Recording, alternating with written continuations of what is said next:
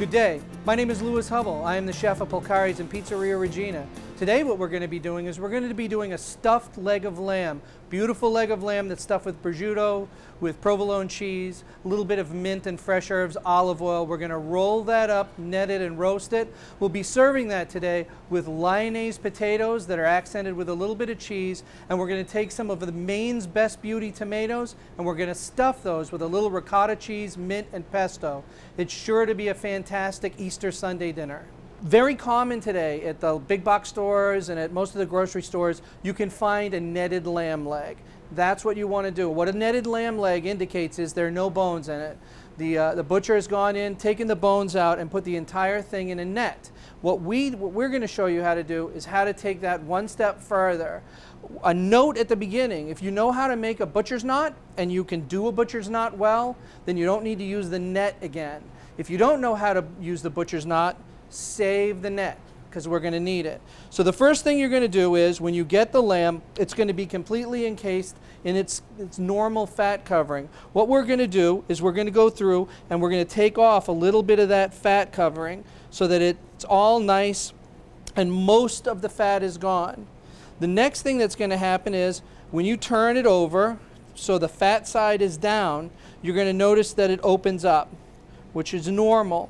It also is going to have two flaps, one on this end and one on this end. We're going to take those off and we're going to reserve them. What this is the end that the shank is on, and it has a lot of tendons in it that we don't want to use. So we're going to reserve that for later. The next thing you're going to do once you get this is, you'll notice that on a leg, and every leg is exactly the same. A leg of lamb is built the same way as a leg of veal, that's built the same way as a leg of a cow, just in much larger proportions. So what we're going to do is we're going to make this lay flat. Okay? So what we did was, we took our knife and we cut along the large knuckle of meat on the left, and we just let that lay over. Then we take on the knuckle of meat on the top. You're almost going around like in a daisy. Then you go to the next knuckle of meat on this side, and we're going to lay it down flat. And this knuckle, and finally the one in the middle. And what you end up with is what looks like a nice flat square of lamb. That's what you want. It's nice and easy to do. And what we're going to do is we're going to season and stuff this lamb. We're going to stuff it with mint, basil, a little bit of garlic, prosciutto, and provolone cheese. So the first thing we're going to put on is our herbs. That's what we're going to do first. The first one is basil, and you just want to rough chop the basil. This is all going to be on the inside. Nobody is going to see it. And we're just going to sprinkle that all over the lamb.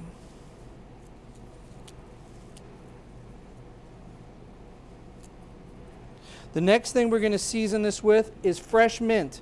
If you grow mint, fresh mint out of the garden is great. If you don't, regular mint, not so much spearmint. Spearmint has a much tougher flavor. We're going to put mint all over the inside of the lamb.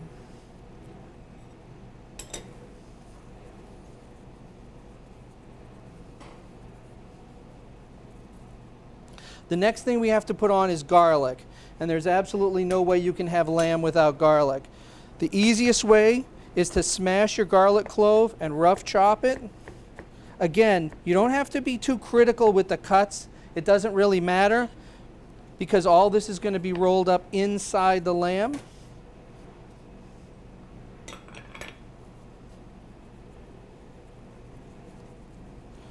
I'm spreading it out evenly.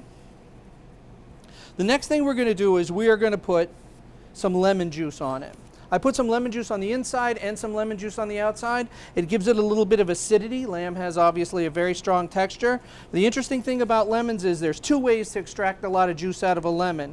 If they're fairly ripe, like this one is, if you just roll it under your palm, it'll break up the inside of the lemon and you'll get a lot of juice. If you get a lemon that's not quite ripe enough and it's really, really hard, if you put it in your microwave for about 30 seconds, no more than 30 seconds or it'll explode, you put it in for 30 seconds and you're going to get a really nice juicy lemon. Lemon juice all over the inside of the lamb. Very nice.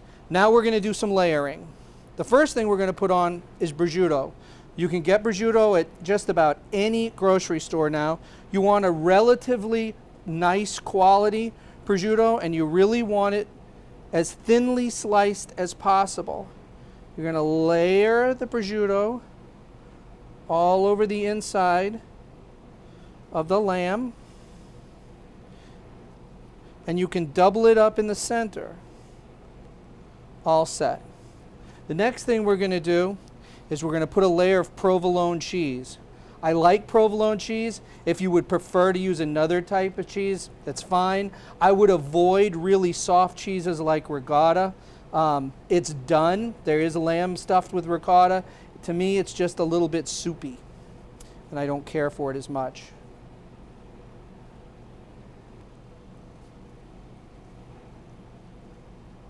We're all set. The last thing we're going to put on is fire roasted red peppers. You can do these fresh yourselves if you want. You can buy them in a can. They sell them everywhere. It's either under the name pimento, which is fine, or under fire roasted red pepper in the Italian section. You're going to put that all over the center of the lamb in one layer. And the next part is the part that gets a little bit tricky. What we're going to do is we're going to roll the lamb back up. You want to start on the outside and just roll it like a jelly roll until it's all back together again.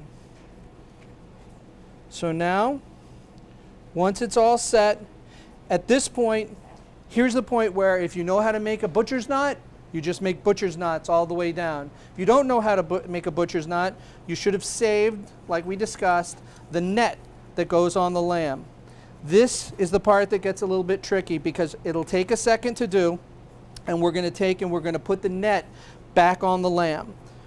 Easiest to start with the smallest end first.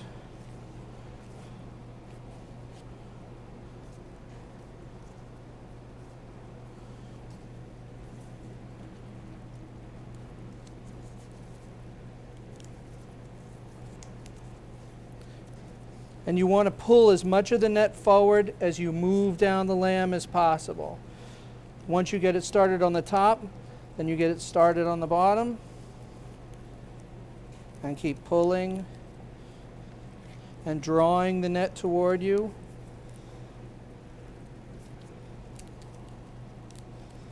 You want to draw as much of the net forward as you can. Beautiful. Once the net's back on the lamb is being held in place, you're all set. The last thing we're going to do is we're going to take, and I'm going to put a drizzle of lemon juice over the outside.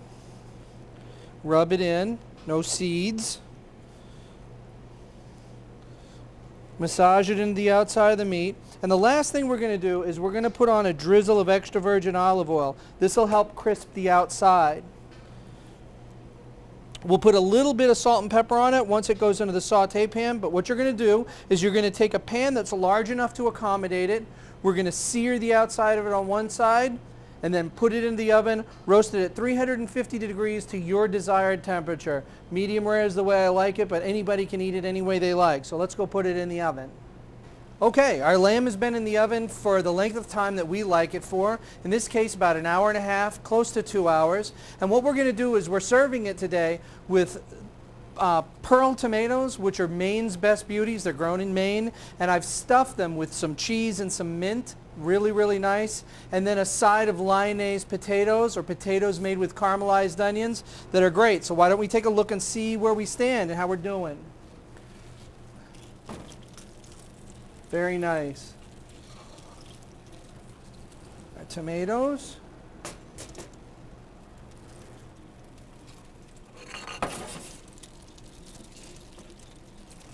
Potatoes. And finally our lamb.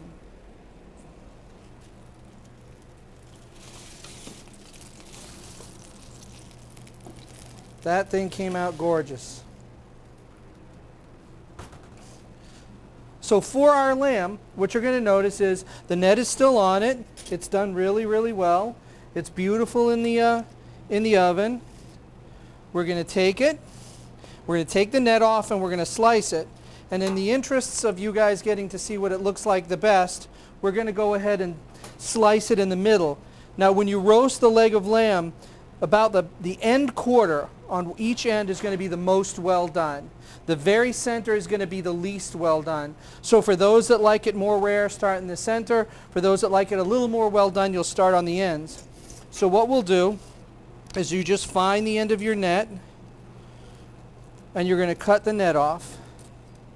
And it should just come right off. If you have a running butcher's knot, if you guys tied a knot, then at this point you would just take that knot off.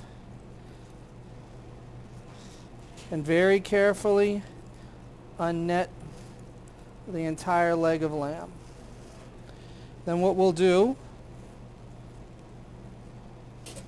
is we'll do a cut right in the middle so you can see it. And that's what you end up with. That is a very beautiful piece of lamb. What we're going to do is we're going to serve it with our tomatoes. These tomatoes are the Maine's Beauties. We'll put 4 of those on there. They've been drizzled with a little bit of artisan olive oil, which is a single press olive oil out of Italy, and also our lyonnaise potato. The potato has been layered with caramelized onions, a little bit of cheese,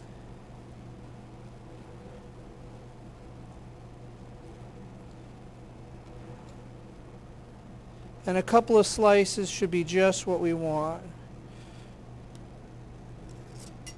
1.